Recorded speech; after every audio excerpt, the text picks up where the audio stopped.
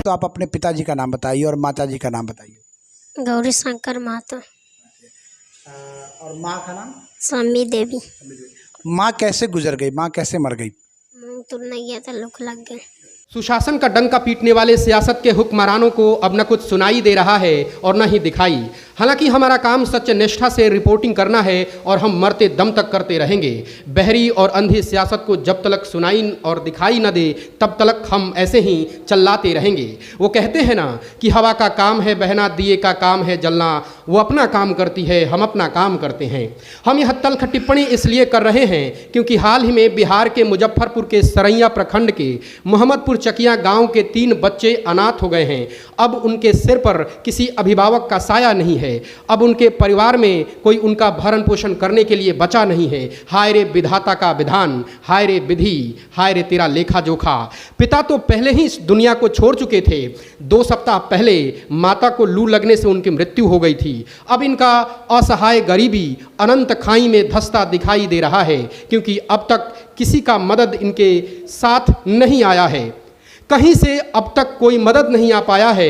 अब वे लोग भी गायब हो गए जो पिछड़े जाति के ठेकेदार बने फिरते हैं। बहरहाल अव्वल तो इनकी मृत्यु एक आपदा से हुई है और ऐसी सोई हुई सरकार को जागकर इनके साथ आना चाहिए। इन अनाथ बच्चों के सर पे हाथ रखना चाहिए, आर्थिक मदद और ढाढ़स देनी चाहिए, किंतु ऐसा अब तक कुछ भी नहीं हुआ। हम आप लोगों से ये नम्र निवेदन करेंगे कि इस वीडियो को दूर तक शेयर करें ताकि इन बच्चे को सहायता मिल सके।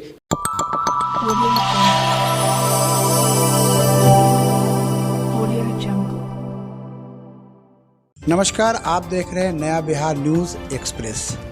आज हम मुजफ्फरपुर के एक प्रतिष्ठित विद्यालय एसआर जयपुरिया स्कूल कैंपस में हैं और हमारे सामने बैठे हैं स्कूल के डायरेक्टर सावन पांडे जी और 2 बच्चे हैं।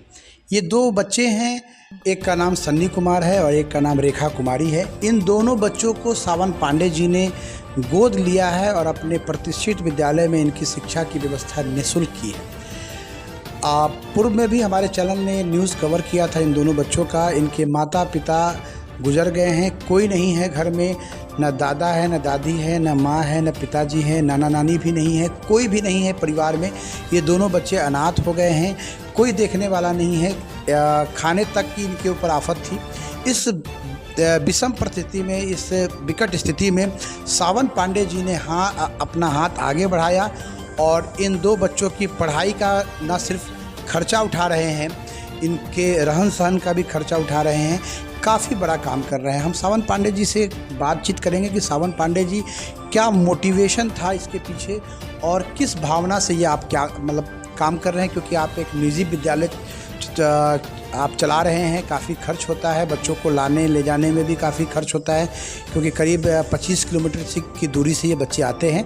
तो इन तमाम बातों के प्रति आपकी अपनी क्या मंशा रही है? सबसे पहले नया बिहार न्यूज़ एक्सप्रेस में आपका स्वागत है सावन पांडे जी।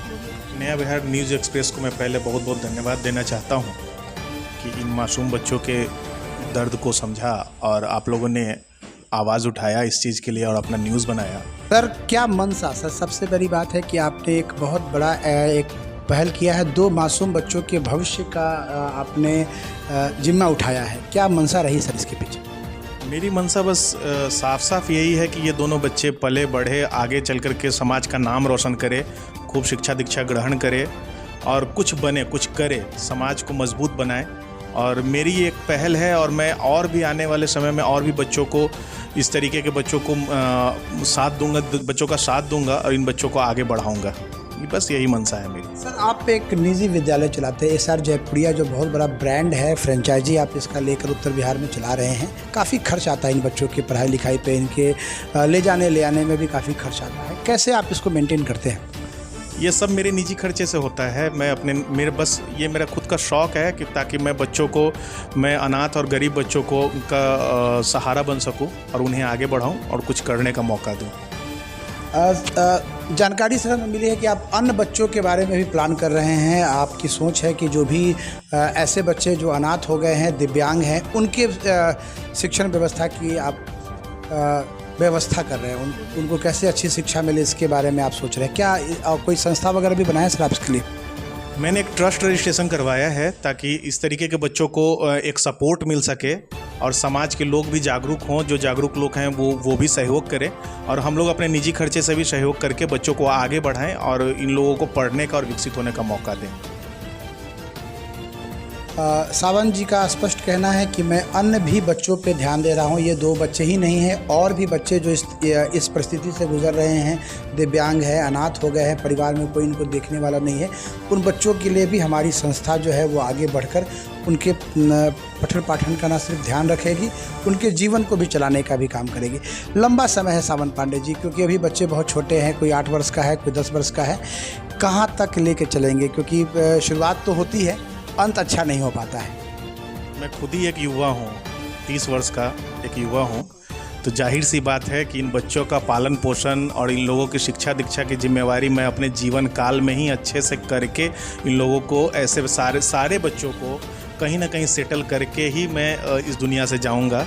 तो अभी मेरी खुद की उम्र बहुत लंबी पड़ी हुई है, तो इन बच्चों को सेटल करना कोई बहुत बड़ी बात है। मैं अच्छे से करके अंजाम तक पहुंचाऊंगा, क्योंकि बीते 5 वर्षों से भी मैं रांची में कुछ बच्चों को रख करके पढ़ा रहा हूं, उन लोगों को भी आगे विकास काम करवा रहा हूँ।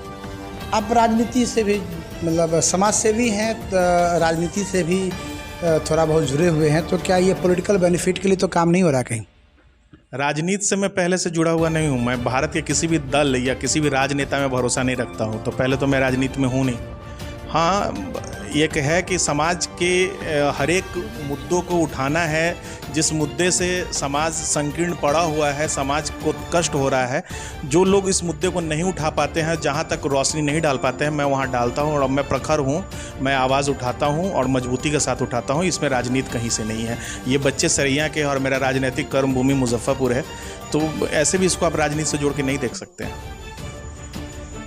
स्पष्ट कहा है सावंत पांडे जी ने कि कोई राजनीति नहीं है, सिर्फ और सिर्फ समाज की सेवा करना और सामाजिक उद्देश्य है। बच्चे सरैया थाना क्षेत्र के मोहम्मदपुर गांव से हैं, चकिया गांव पड़ता है, वार्ड नंबर 3 है। और हम बच्चों से भी बात करेंगे कि कैसे हादसा हुआ, माता पिता कैसे गुजर गए।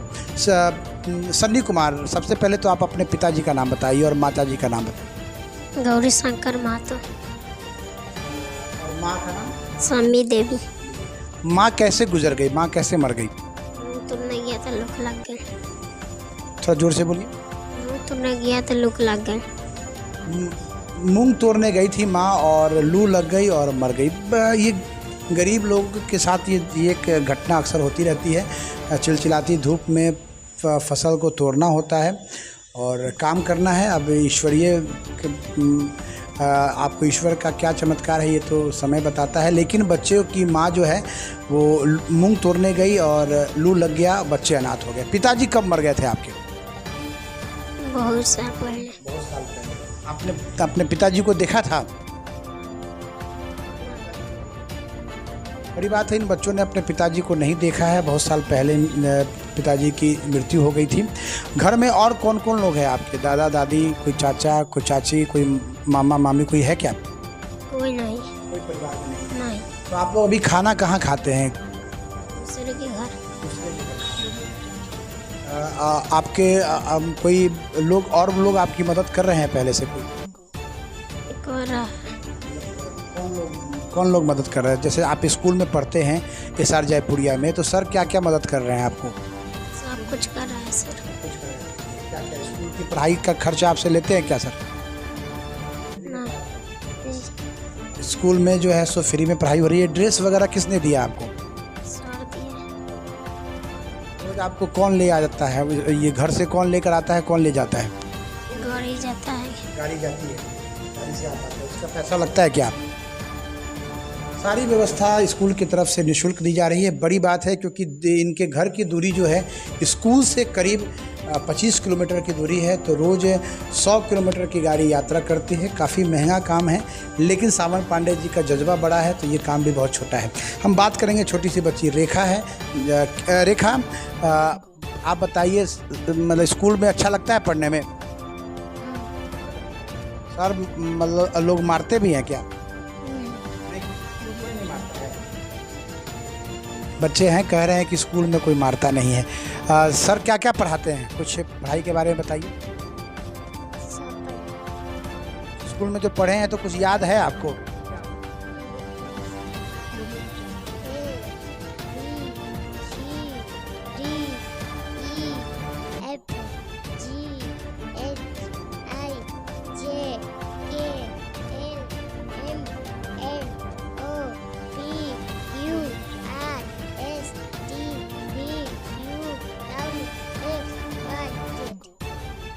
बहुत अच्छा। रेखा कुमारी करीब 15-16 दिन ही हुए हैं इनको स्कूल में आए हुए और बहुत तेज़ी से बच्चों ने अपना विकास किया है। रहन सहन में भी काफ़ी अंतर पड़ा है, बहुत तेज़ी से आप विकास कर रहे हैं बच्चे। और हम रेखा कुमारी से जानते हैं अभी आप लोग खाना कहाँ खाते हैं? मतलब स्कूल में तो चलिए खाना मिल जाता है आपको, और घर पे खाना कौन देता है खाने के लिए? खाना कौन देता है? खाना कहाँ रहते हैं? कौन है बोलो? कौन है? संजय कौन है? चाचा हैं? कौन है संजय जी? ये दुखद स्थिति है बच्चों को खिलाने वाला कि माँ नहीं है, पिता भी नहीं है, घर परिवार में कोई व्यक्ति नहीं है। स्थिति में ये बच्चे जो है और भी हम सावन जी से मतलब चर्चा करेंगे। सावन जी, आप इन बच्चों को काम कर रहे हैं, आपने भी कहा कि हम आगे भी एक संस्था बनाएंगे जहाँ इन तरह के बच्चों को एक अच्छी शिक्षा की व्यवस्था होगी। कोई बाधा आती है क्या? कोई पॉलिटिकल दबाव वगैरह कुछ इस तरह? देखिए, मैं बड़ा बेबाक इंसान हूँ, मुझ पर किसी का दबाव नहीं चल सकता। सबसे पहले मैं ये बताऊँ, आती तो है लेकिन बाधाएं तुरंत पार भी हो जाती हैं। और निजी खर्चे से करता हूँ तो जाहिर सी बात है कि आर्थिक परेशानियाँ भी आती हैं, लेकिन वो भी जो बाधा है वो महादेव पूरा कर देते हैं, उसको खत्म कर देते हैं। और बच्चों की मदद की मैं हमेशा, या समाज के किसी भी दबे कुचले इंसान या किसी भी मामले की मैं हमेशा खड़ा हूँ और बेबाकी से खड़ा हूँ और किसी से डरता घबराता नहीं हूँ। बड़ी बात है। सावन पांडे जी शुरू में कोरोना काल में भी इन्होंने काफ़ी लोगों की मदद की, अपने निजी खर्चे से बहुत लोगों को खाने पीने का सामान दिया, डाल दिया, काफ़ी लोगों की मदद की है और आगे भी मदद करने का इनका संकल्प है, जज्बा है। सबसे बड़ी बात है कि ये बच्चे जो हैं वो मुजफ्फरपुर के सरैया थाना क्षेत्र के हैं और एक लंबी दूरी करके रोज़ आ रहे हैं पढ़ने के लिए, रोज़ यहाँ से अपने घर जाते हैं। ये हम इनसे पूछेंगे, ये ड्रेस जो है इसकी साफ़ सफाई कौन करता है? स्कूल की तरफ से कितना ड्रेस मिला हुआ है? ड्रेस मिला हुआ है, आगे भी ड्रेस की व्यवस्था सार्वजनिक के द्वारा की जाएगी। जो भी है निश्चित तौर पर फ्रेंचाइजी स्कूल है तो सभी कुछ लिमिट में है और सब कुछ एस्टिमेटेड है। इस विकट परिस्थिति में भी सावन जी खुलकर मदद कर रहे हैं, ये बहुत अच्छी बात है। सावन जी का बहुत धन्यवाद करते हैं, नया बिहार न्यूज़ एक्सप्रेस बहुत उनका धन्यवाद करता है। हम बच्चों से जानना चाहेंगे कि बच्चे आप जहाँ रहते हैं कोई और लोग जैसे मुखिया हैं या कोई सरकार का कोई व्यक्ति आप लोगों से मिला, आप लोगों की मदद के लिए तैयार हुआ?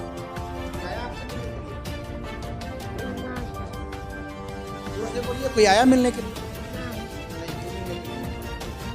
कोई भी व्यक्ति इनसे मिलने के लिए नहीं आया है। सरकार का कोई भी तंत्र इन बच्चों से जो बहुत अनाथ हो चुके हैं और पिछड़ी जाति से आते हैं, कोई मिलने नहीं आया है। एक तरफ आदरणीय मुख्यमंत्री जी का कहना है कि हम दलित और पिछड़ों के उत्थान के लिए बहुत काम कर रहे हैं, बहुत सारी योजनाएं हैं जो कागज़ में तो चल रही हैं, ज़मीनी हकीकत उसकी दूसरी है, वो किसी को मिलती नहीं है। मुखिया जी के द्वारा भी कोई सहयोग नहीं किया गया है, ये बड़ी बात है।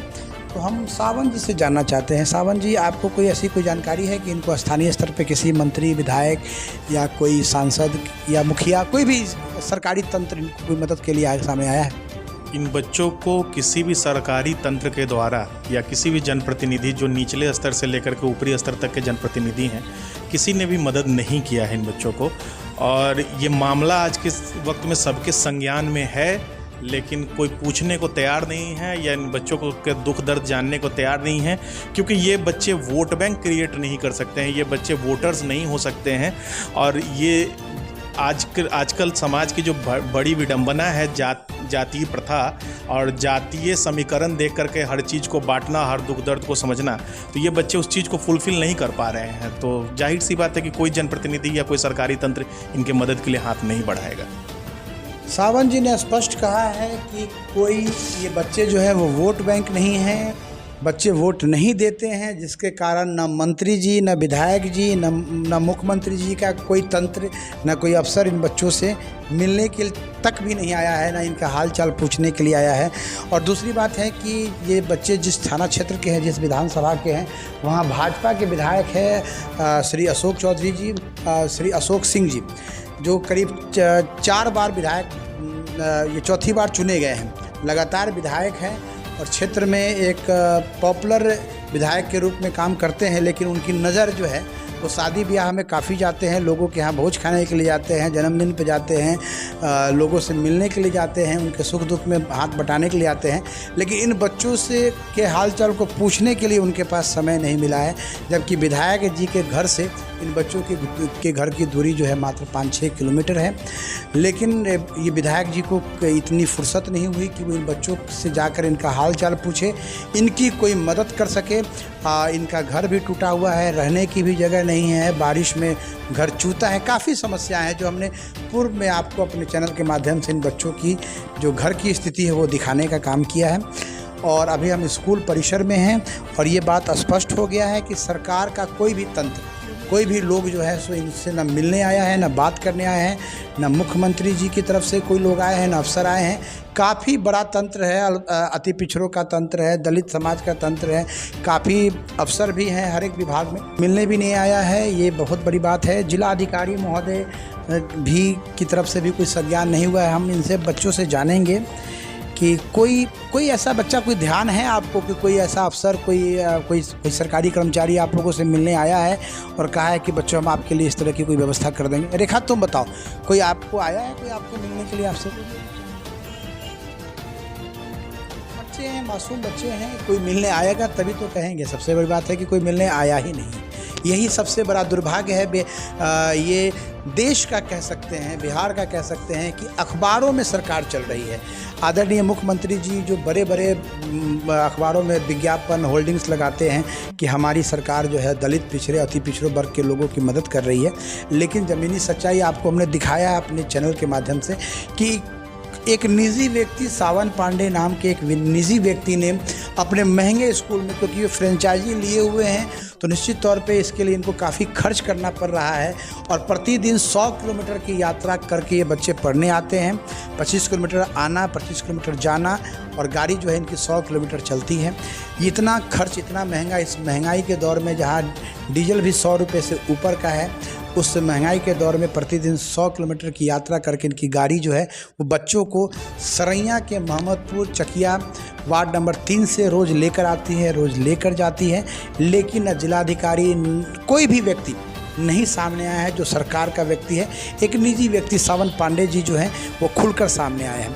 तो ये बहुत बड़ा दुर्भाग्य है। और सावंत जी ने कहा है कि ये भी अन्य बच्चों के लिए, सिर्फ इन 2 बच्चों के लिए नहीं, अन्य बच्चों के लिए भी ये संस्था बनाना चाहते हैं जहां दिव्यांग, विकलांग, आपको अनाथ बच्चे वो यहाँ पे अपनी पढ़ाई कर सकते हैं। उनके भरण पोषण की पूरी जिम्मेदारी लेकर चलना चाहते हैं। बहुत बहुत धन्यवाद सावंत पांडे जी का कि उन्होंने ये बहुत एक नेक काम किया है। साथ ही साथ हम अपने चैनल के माध्यम से जिलाधिकारी और मुख्यमंत्री जी से अपील करना चाहते हैं कि अविलंब आप इन बच्चों की सुधि लीजिए, इन बच्चों का ख्याल रखिए। ये बच्चे भारत का भविष्य है। अगर आज आपने इनका नहीं ध्यान रखा, आज आप इनके बारे में नहीं सोचे, तो निश्चित तौर पे भारत का भविष्य बिगड़ जाएगा, भारत तबाह हो जाएगा। ये बच्चे आपसे मदद की उम्मीद लगाए बैठे हैं। सावन पांडे जी ने तो अपना हाथ बढ़ा दिया है, आप कब अपना हाथ बढ़ाइएगा? कब आप अपने लोगों को भेजिएगा इनकी सुधि लेने के लिए? खासकर भारतीय जनता पार्टी के स्थानीय विधायक हैं, उनसे भी हम अपील करना चाहते हैं कि विधायक जी, आपके घर के बगल में 2 बच्चे हैं, महतो हैं, अति पिछड़ा समाज से आते हैं, गरीब बच्चे हैं, कोई नहीं है इनके परिवार में, कोई देखने वाला नहीं है। कम से कम एक बार आप जाके इन बच्चों की सुधि तो ले लीजिए, कम से कम इन बच्चों के बारे में पता तो कीजिए कि ये क्या खा रहे हैं, क्या रह रहे हैं। लेकिन अभी तक आपने ये काम नहीं किया है, ये दुखद है। सबसे बड़ी बात है कि इस 2 बच्चों की माता जो है वो लू से मर गई थी। इन 3 बच्चों की माता जो है वो लू से मर गई थी और कोई भी सरकारी तंत्र, सरकार की कोई मदद भी नहीं मिली। लू से मरने एक आपदा होता है और आपदा में जो मौत होती है उसके लिए सरकार के द्वारा 4 लाख रुपए पीड़ित परिवार को दिया जाता है, लेकिन बच्चों को वो भी लाभ नहीं मिला है। माँ तो मर गई है। सरकार जो आपदा का फंड बनाई हुई है कि हम जो भी आपदा होती है, लू, बाढ़ है या कोई प्राकृतिक आपदा, उससे कोई परिवार अगर पीड़ित होता है, कोई मर जाता है, तो उस परिवार के परिजनों को सरकार के द्वारा 4 लाख रुपए मिलते हैं, लेकिन वो भी नहीं मिला है। ये भी दिक्कत है। स्थानीय स्तर पे BDO CO को भी इस बारे में संज्ञान लेना चाहिए। लेकिन इन सारी बातों का एक ही मतलब है कि पूरा का पूरा सरकारी तंत्र जो है वो लापरवाह है, भ्रष्ट है, बेईमान है। वो सिर्फ कागज़ों पे सरकार चला रहे हैं। ज़मीनी जो सच्चाई है वो शून्य है और इसके लिए बहुत कम शब्द हैं। जो सरकार की जो व्यवस्था है उसको बयां करने के लिए शब्दों की कमी पड़ जा रही है।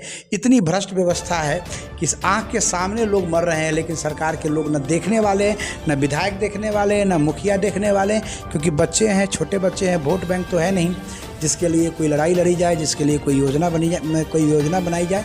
यही ज़मीनी सच्चाई है। और नया बिहार न्यूज़ एक्सप्रेस लगातार आपको ग्राउंड रिपोर्टिंग करके ज़मीनी सच्चाई दिखाने का काम करता है। आप तमाम दर्शकों का बहुत बहुत धन्यवाद।